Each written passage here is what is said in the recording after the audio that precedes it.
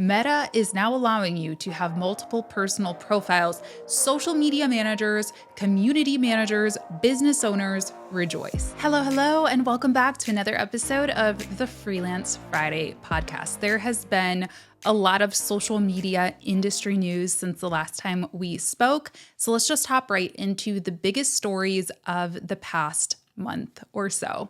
The first one is about TikTok. Let's talk about TikTok Shop, which launched in the US as the company bets on big e-commerce. One of the big criticisms of TikTok that a lot of brands, a lot of influencers, creators all have is that there's just not that monetization factor on TikTok, and therefore it's hard for creators to make money. It's hard for brands to really go all in.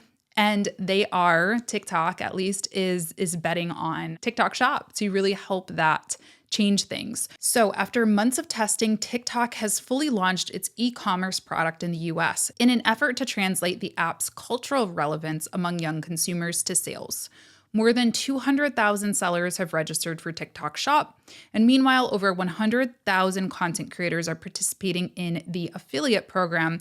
So in addition to being good news for brands, this may also be a big solution for those creators who are getting a ton of views on their content, but have not yet cracked the code on how to make money from TikTok. We'll have to keep watching. Let me know in the comments if you are somebody who is on TikTok and maybe is participating in their affiliate program, or whether you're maybe a social media manager or a business owner who is looking to leverage TikTok Shop for your own brand. Another thing I'm watching very closely with TikTok and with all of the social platforms, let's be honest, is the effect of AI generated content.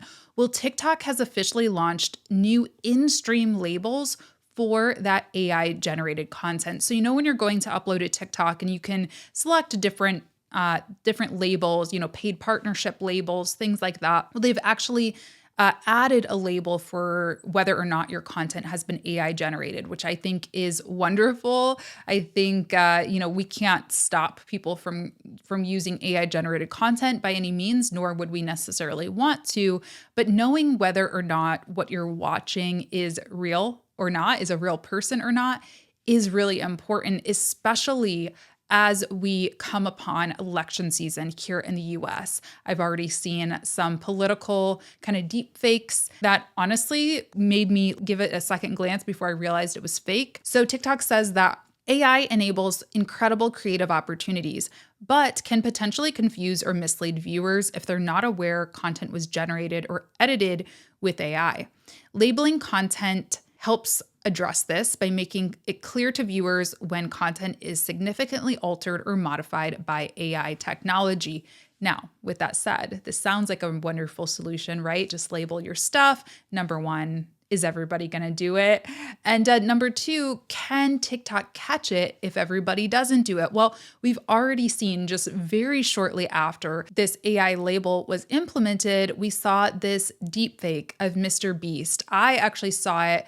I think Marcus Brownlee retweeted Mr. Beast, who tweeted, "Hey, I just saw this very realistic deepfake of me on TikTok promising my followers a bunch of free stuff." So it looks like TikTok doesn't wholly prohibit advertisers from using synthetic or manipulated media, but the platform requires that advertisers very clearly disclose if they're using this kind of technology. Well, it doesn't seem like people did that for Mr. Beast. So we'll have to see how well this is enforced and what happens to people who create these deepfakes. Because again, very concerning as we get into election season. There are international conflicts going on. It certainly has the potential to be dangerous. So how are these platforms going to make sure they're being used for good and not evil?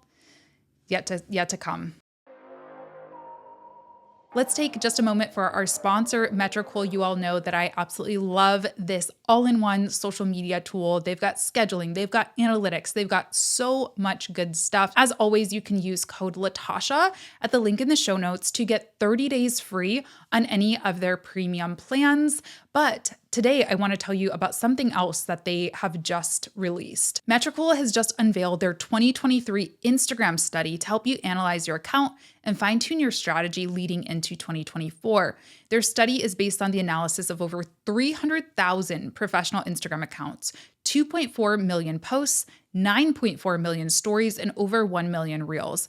And they've also just released a similar study for TikTok, which shares whether long or short form content is better on that platform, whether hashtags are still relevant there, and when the best time to post is. So be sure to check out the link to both studies down in the show notes. There is truly some juicy stuff in there. I really thoroughly enjoyed reading through them. And again, use code Latasha to get 30 days free on any premium plan. All right, let's head over to the world of Meta and Instagram. This one got me really excited, you guys. Meta is now allowing you to have multiple personal profiles. I repeat, Meta is now allowing you to have multiple personal profiles. Social media managers, community managers, business owners, rejoice. Am I right? This has been the bane of my existence since I started managing social media accounts, particularly for those brands that require me to do community management, maybe inside of a Facebook group or anything like that. I have just basically stopped using my own personal profile. I have everything set, super locked down. I have warnings to please not add me unless you really know me on kind of the main header and things like that of my profile. It is a mess. And in turn, I just don't like posting even to my family or friends because I still feel like it has this potential kind of be this public facing thing if I'm using it for clients. Well, now you can create multiple, let's see what Meta said. They said you can now create multiple personal profiles to organize your experience on Facebook. Think one profile for the foodie scene you love and another one to keep up with your friends and family. So leave me a comment. Let me know if you plan to create a second profile. I need to get on this right away. I need to have one for my business and entrepreneurial groups that I'm a part of, one for my clients so I can add them as friends and, get access to their accounts and things like that, and one probably just for my personal life, if you will. Now, some less enthusiastic news coming out of Meta. Meta plans to charge $14 a month for ad-free Instagram or Facebook. This according to the Wall Street Journal. It looks like they have been seen testing some potential plans in the EU. Would people pay nearly $14 a month to use Instagram on their phones without ads? Or what about $17 a month for Instagram plus Facebook on desktop? This is what Meta is wanting to charge Europeans for monthly subscriptions if they don't agree to let the company use their digital activity to target ads, according to a proposal the social media giant has made in recent weeks to regulators. And it looks like Meta is actually not the only one who is testing this. This has been spotted on TikTok as well, and also on X or Twitter. So the long story short is it looks like Europe has stricter regulations around ad personalization. This is something I actually, as a marketer, is a challenge, but as a person, I actually kind of envy the EU because they also have stricter rules for emails and things like that. Does anybody remember the GDPR panic, right? Meta is saying, if you do not allow us to have this personal data to be able to target you with ads, we're going to have to make up for that revenue that we would be losing from advertisers who want that level of personalization. So again, I don't think this is something that we can necessarily be mad at Meta about because all of the platforms really are open to this and may need to do it to make up their ad revenue if this indeed goes through. We'll keep watching for sure. A little on the silly side, I guess. I've never really understood the hype around these things, but Meta has released their new smart glasses with Ray-Ban. They record 1080p HD video and 12 megapixel still images. They also have louder speakers than the previous model, and the company claims an additional microphone in the nose bridge of the frames can capture voice audio more clearly. These microphones and embedded speakers also let wearers converse with a new AI-powered chatbot assistant, because who doesn't want the AI right on your eyeballs, right? Let me know if you would be interested in trying out smart glasses. As a glasses wearer, I kind of have no interest. I kind of like being able to unplug from the technology, but I'll be honest, I did check out some video footage and it did get me thinking a little bit. I mean, can you imagine like conference footage where I'm on stage and showing you, kind of a POV. I don't know. I think there could be some interesting use cases for the video capability, but I don't know if I need like the AI chatbot on my eyeballs. What about you? What you're looking at now is a photo of model and reality TV star Kendall Jenner. And what you're looking at now is a video of Billy, who is not a real human, despite her striking resemblance to Kendall. Meta has paid 27 celebrities to use their likeness to create artificial intelligence bots, including Kendall. There's also one coming for Snoop Dogg, Paris Hilton, Tom Brady, Naomi Osaka, and more. And at the time of recording this, Kendall's bot, Billy, has nearly 100,000 followers on Instagram already. The intention of this AI bot is a little vague. It appears that Meta wants to make her kind of this big sis type of advice figure. She lets us know in the video that we can DM her if we need any advice or have any questions about anything. But what's really going to happen with these celebrity AIs is yet to be determined. I personally am not sending Billy a message. I don't want any of my words to be used to train any robots more than they already are. But it's certainly a brilliant move by Meta if they're looking to invest in AI and, become a leader in this space. And these celebs are getting paid handsomely. According to some reports, each celebrity received between $1 and $5 million to share their likeness. Now, that is a lot of money, but I'm going to be honest, I don't know that I would do that to allow people to have me say, who knows what is Billy or Tom Brady's AI or Naomi Osaka's AI going to say something that could get the real celebrity in trouble? Is this going to be abused by weirdos? We all know celebrities sometimes get stalkers and creeps. It is very, very strange, and I'm not the only one who feels that way. Billy's comments on Instagram are flooded with people saying this is really weird. This feels very Black Mirror. But hey, numbers don't lie, and her account is growing steadily. So it'll be interesting to see how these are used in the future. All right, let's go over to the one that always keeps us on our toes. Let's talk about X, the platform formerly known as Twitter. So this one broke my heart a little bit, I'll be honest. X has broken my heart a lot over the past few months, but this one in particular, they're getting rid of the Circles feature, which launched under Twitter years. So the Circles feature is basically think of it as like your Instagram close friends on your story. You could create multiple different circles. So you could have colleagues, you could have a circle for, real life friends, and you could post different tweets or X updates to different circles. And I really liked this just because, it's not that I have anything to hide or anything, but for example, sometimes I don't want to post something that's maybe political or a little bit more controversial to a wide audience of people. Maybe I just want to kind of have a civil conversation about something in the news with a group of people who I know and, I know respects me and knows my heart and all of that stuff. So they are getting rid of this. It says launched in August 2022. The feature allowed users to share posts with a specific group of followers instead of all of them. And the company will permanently disable Circles on October 31st. So it's done. I mean, most of my close friends who are on X have already left the platform anyway, so I'm not too brokenhearted, I guess. And a big story here, X continues to break hearts of its users and its journalists by stripping headlines from news story links to apparently improve the aesthetics of the site.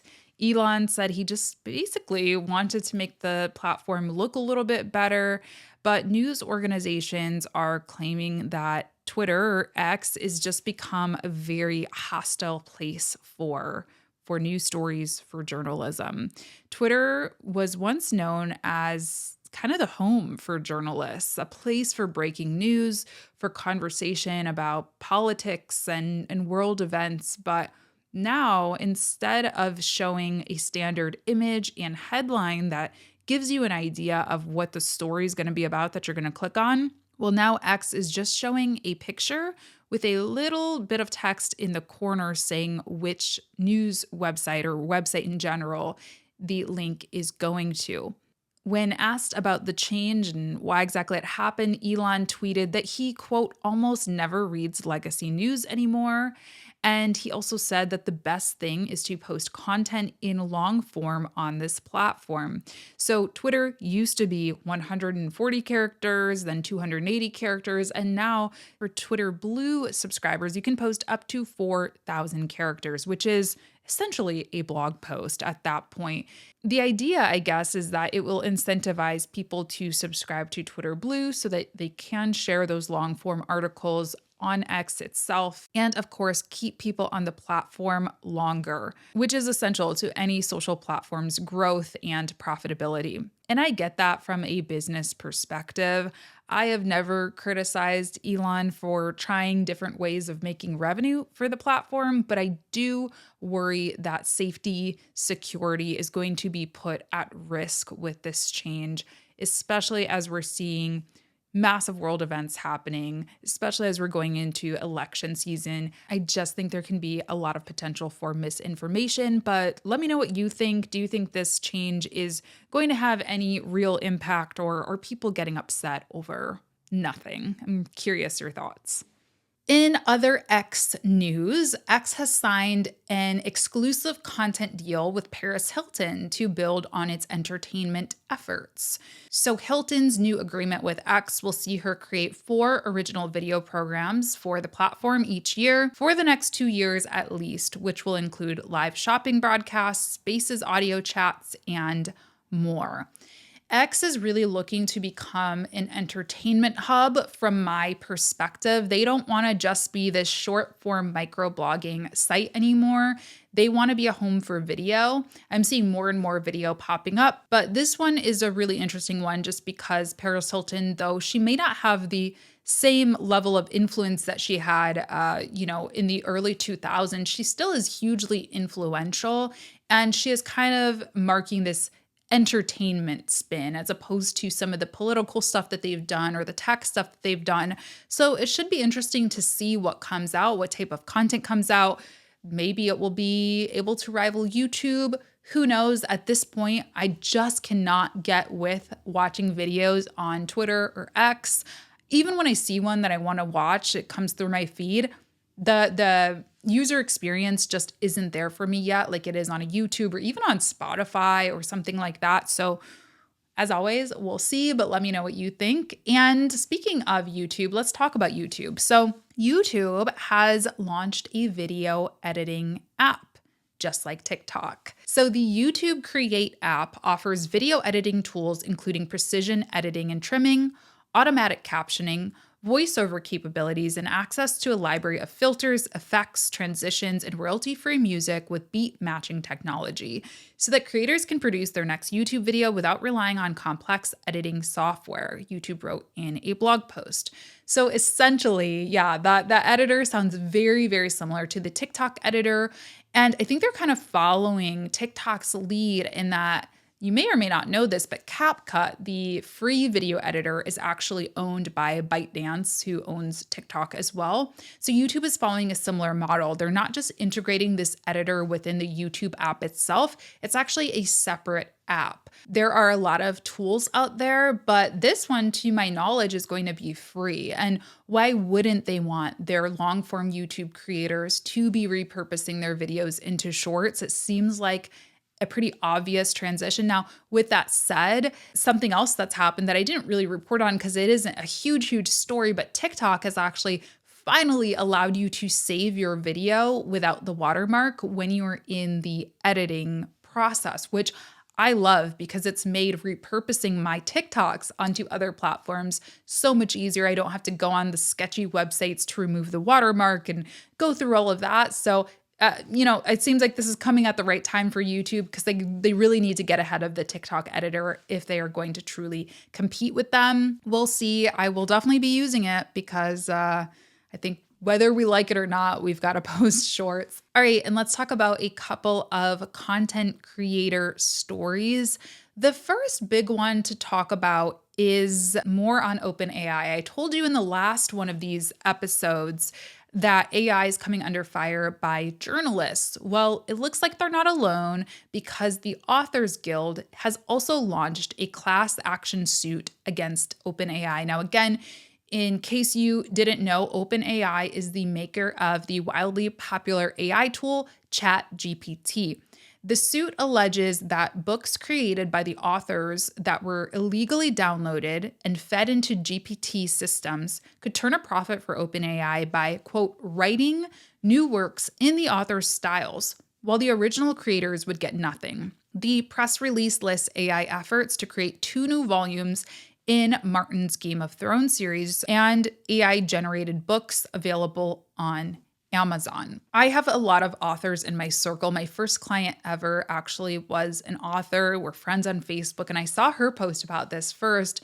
There was a tool that you could use to see if your books had been basically crawled for GPT, and hers indeed were. And I have just seen so many authors on Twitter and in my personal life post that theirs have been too. And I can imagine it is a very difficult feeling. I would feel like I've kind of been stolen from. And so I certainly feel for them. And I hope that there is some type of resolution that benefits the authors.